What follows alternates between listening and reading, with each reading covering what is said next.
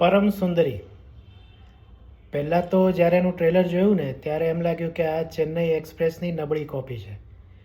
Anyways એની વાત આપણે નથી કરવી, પણ જે રીતના જાહ્નવી એમાં બોલે છે એને કારણે અને એમાં જે કોઈ અમુક દ્રશ્યો દેખાડવામાં આવ્યા છે એને કારણે જે મલયાલમ ઇન્ડસ્ટ્રી છે અથવા તો મલયાલી લોકો છે એમનામાં પરમ ગુસ્સો ફાટી નીકળ્યો છે.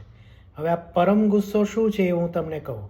ત્યાંની એક પ્રખ્યાત આરજે છે પવિત્રા, એણે એમ કીધું કે આ ફિલ્મમાં અમને ટિપિકલ દેખાડવામાં આવ્યા છે. અમારી છોકરીઓ કંઈ કાયમ ફૂલ માથામાં નાખીને ફરતી નથી કે પછી આખો દિવસ સવારે ઉઠીને મોહિની અટ્ટમ જે ત્યાંનો ડાન્સ છે કલ્ચરલ એ નથી કરતી. તો આમાં કેમ આવું દેખાડે છે? અમે પણ અમારી ફિલ્મોમાં નોર્થ ઇન્ડિયન દેખાડીએ છીએ એવું એ લોકો કહે છે, પણ અમે એને ટિપિકલ નથી બનાવતા.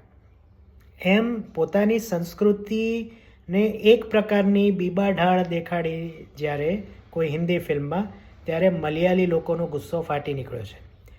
હું આ વાંચીને એવું વિચારી રહ્યો હતો કે આવું આપણે ત્યાં ક્યારે થશે, કારણ કે ગુજરાતીઓને હિન્દી ફિલ્મોમાં મોટે ભાગે હાસ્યાસ્પદ, હું કોમિક નહીં કહું, હાસ્યાસ્પદ જ દેખાડવામાં આવ્યા છે મોટે ભાગે.